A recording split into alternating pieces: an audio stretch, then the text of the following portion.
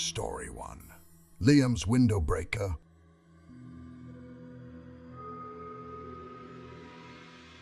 I never thought a week alone in Lakewood would turn into such a nightmare. My dad and stepmom had just gone on their honeymoon, and I was overjoyed to be home alone.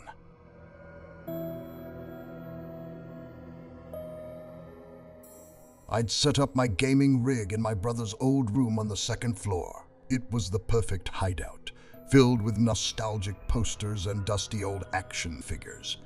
It felt like my own private den.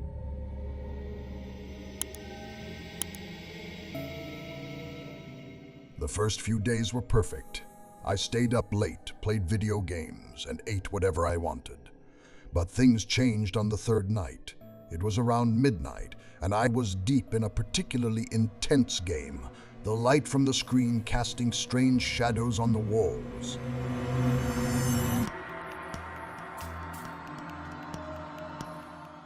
Suddenly, I heard a slight scratching sound coming from outside.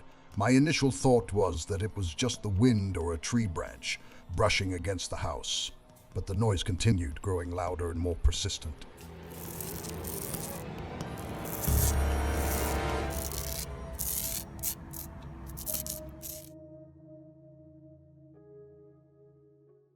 I paused the game, my heart starting to race. The room was on the second floor. There shouldn't be any noise coming from outside. I tried to ignore it, turned up the volume, but the scratching grew louder, more deliberate.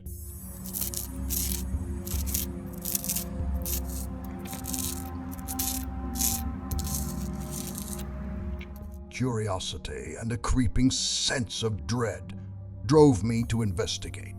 I walked to the window, each step heavier with fear. I cracked the window open, trying to listen, but the night outside was pitch black and silent, except for that incessant scratching.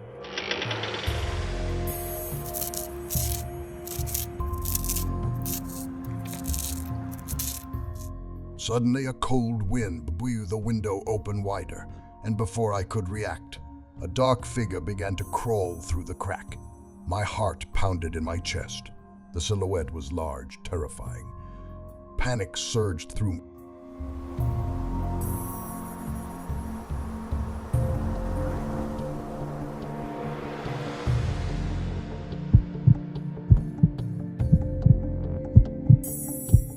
I grabbed the nearest heavy object, my brother's old game console, and swung it at the intruder with all the strength I could muster. The shadow groaned in pain, slipping from my grasp and falling backward out the window.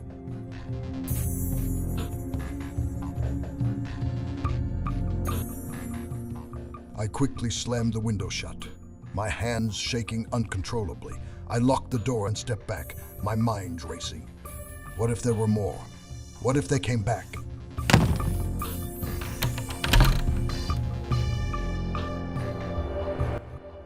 I grabbed the phone and called the police, my voice shaking as I recounted what had just happened. The wait for the police felt like an eternity. I stayed away from the window, every creak of the house startling me.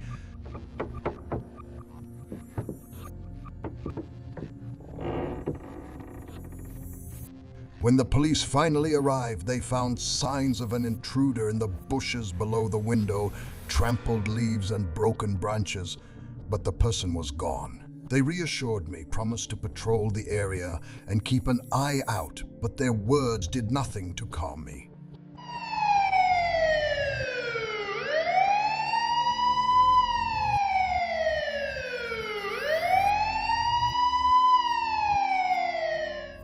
At night, I couldn't sleep.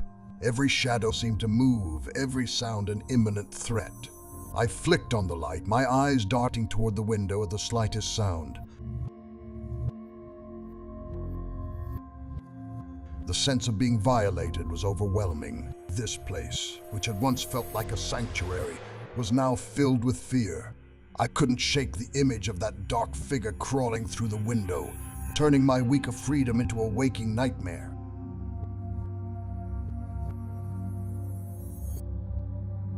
The solitude that had once been comforting now felt like a trap, every moment filled with the fear that the intruder might return.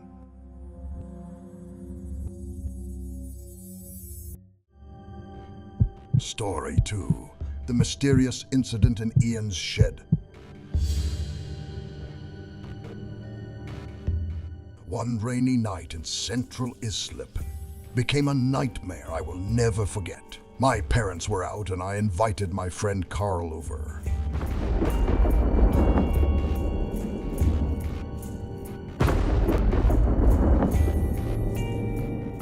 Carl texted saying he would be there in 2 minutes. I set up the game in the living room and waited, listening for the doorbell. Instead, I heard the back gate of the house creak open. Confused, I wondered why Carl was coming through the backyard. I grabbed an umbrella and headed out into the storm.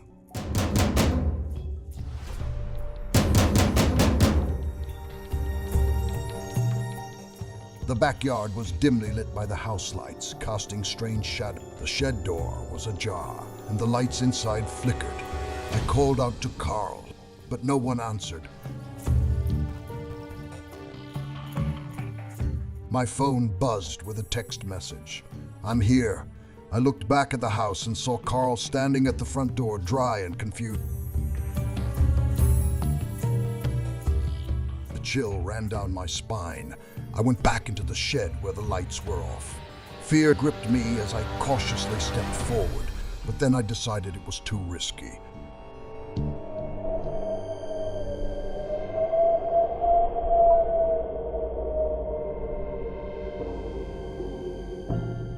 I ran inside, locking the door behind me. Carl stepped in, and we both stared out into the warehouse, worry etched on our faces.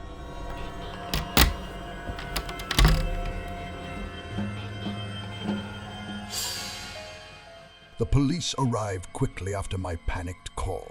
They cautiously approached the warehouse, their flashlights piercing the darkness. When they opened the door, it was empty.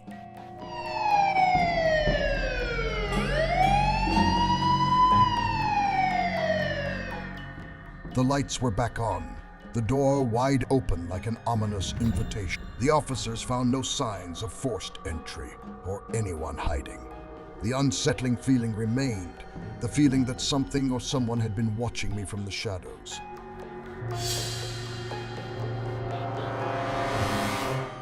I couldn't shake the feeling of being watched, even after the police left. The warehouse, once a simple storage space, had become a source of fear and mystery.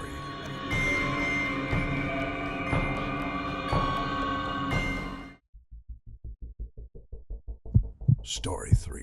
Chris's Call.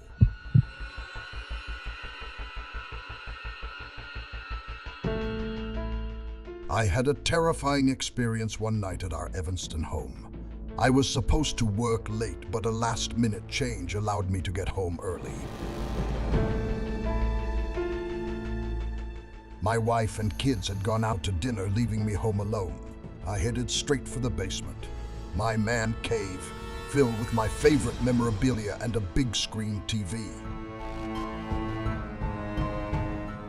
I settled into the couch, the familiar sounds of my favorite show filling the room.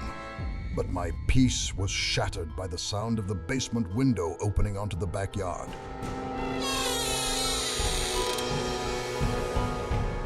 I froze, my heart pounding.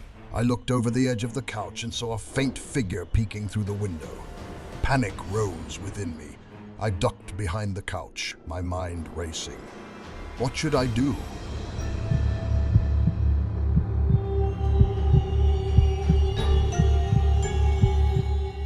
The figure retreated, and I seized the moment. I grabbed the baseball bat I kept for emergencies and crept upstairs, my footsteps silent on the carpet.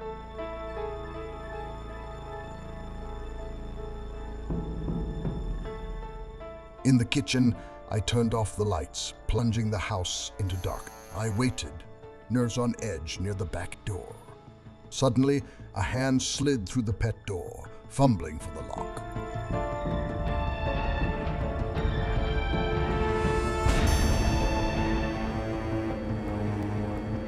I swung the bat as hard as I could, hearing a sickening crack.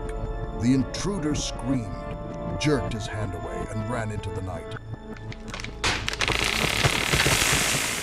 My heart pounded in my chest as I locked the door and called the police. The sirens came quickly, the lights flashing in the windows.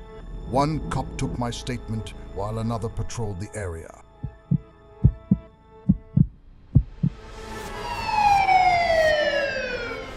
That night, I learned that a neighbor 3 doors down had been murdered. The house had been ransacked, valuables stolen. The killer was still at large.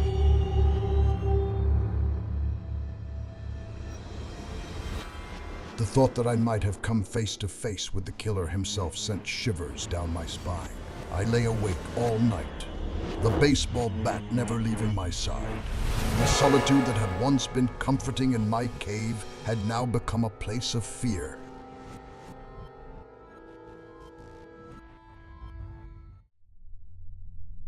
Story 4.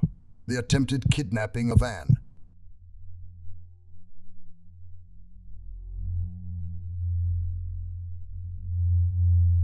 My name is Anne, and a snowy Friday night in our house in Boulder turned out to be the scariest experience of my life. My parents went out to dinner, and my sister went out with friends, leaving me alone.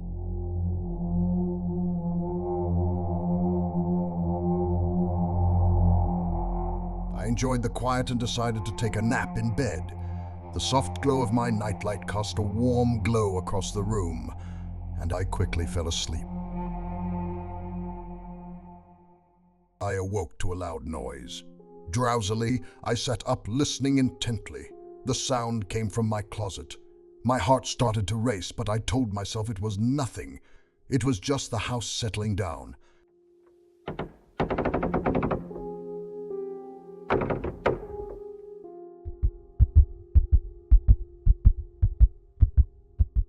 I stood up and opened the closet door. It was empty.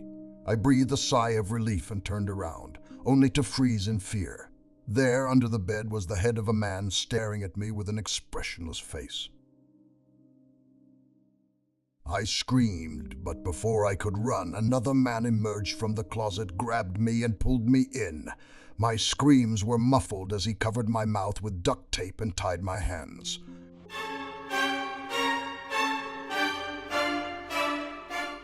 They dragged me down the stairs, my feet barely touching the floor. I struggled, panic and fear rising inside me, but they were too strong.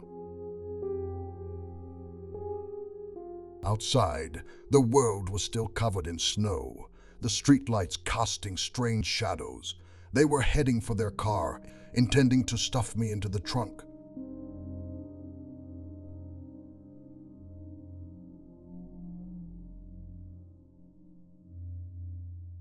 But as they reached the street, a group of teenagers on bicycles passed by. Their laughter turned to screams of alarm when they saw what was happening. Some of the kids got off their bikes, cautiously approaching, while others screamed for help.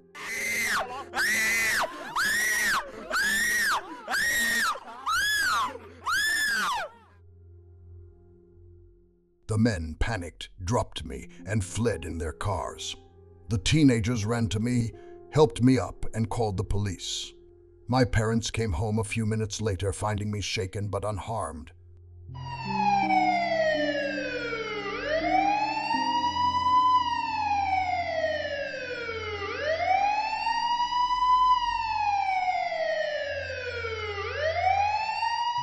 The police took my statement, but the men were never found. I can't shake the horror of that night.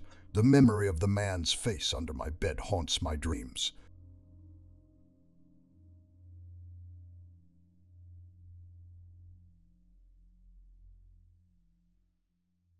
The once peaceful snow is now a blanket of fear, a reminder of how quickly safety can be shattered. Story 5. Gava Stalker.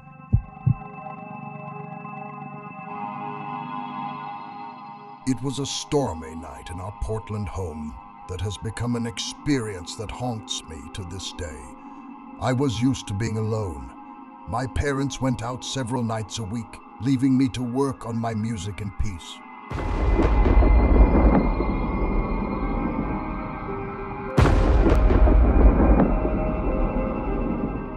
The The storm outside was raging, the wind howling and the rain lashing the windows.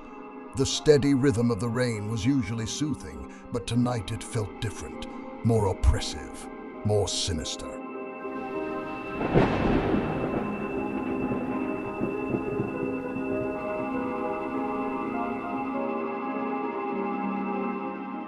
A loud bang on the window startled me.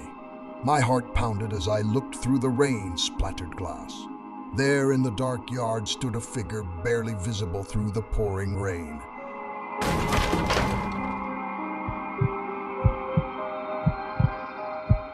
I pulled the curtains back, hoping the person would leave, but another loud bang on the window, followed by a voice calling, "Come outside, I want to show you something." Fear gripped me. I picked up the phone and called the police, my voice shaking as I explained the situation. They asked if I knew the man and if there was any immediate danger.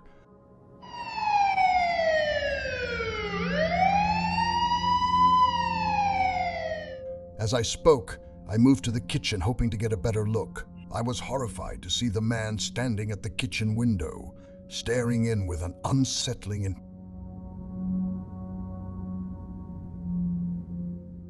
My voice shook as I urged the police to hurry.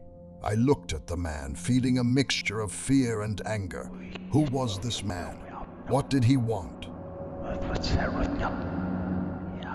The rain continued to pour, the sound mixing with the pounding of my heart. I kept the police on the line, updating them as I moved from window to window, trying to keep the man in sight.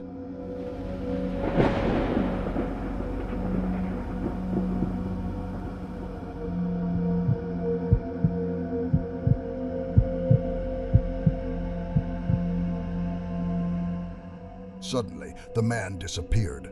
My heart skipped a beat. I looked out into the yard, but saw no sign of the intruder. The police arrived a few minutes later, searching everywhere but finding no one. The police reassured me, but I was not really. The man disappeared into the night, leaving me feeling violated and scared.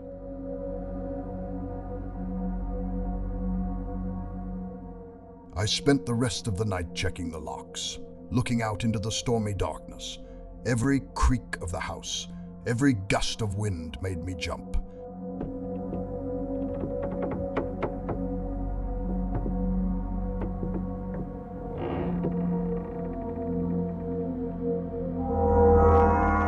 The once comforting solitude of the house now felt like a prison, the memory of the man's face by the window haunting me. The storm still raged, like a mirror reflecting the chaos inside me, as I waited for dawn to bring back some semblance of safety.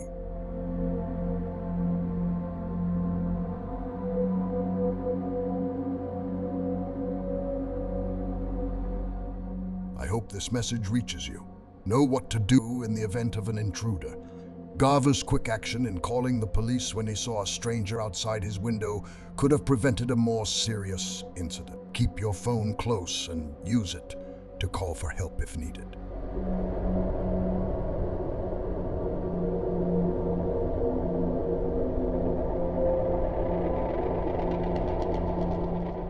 If you enjoyed this creepy story and want to hear more horror stories that will take your breath away, give this video a like and subscribe to our YouTube channel. By liking and subscribing, you will never miss the latest horror stories and safety tips to stay alert.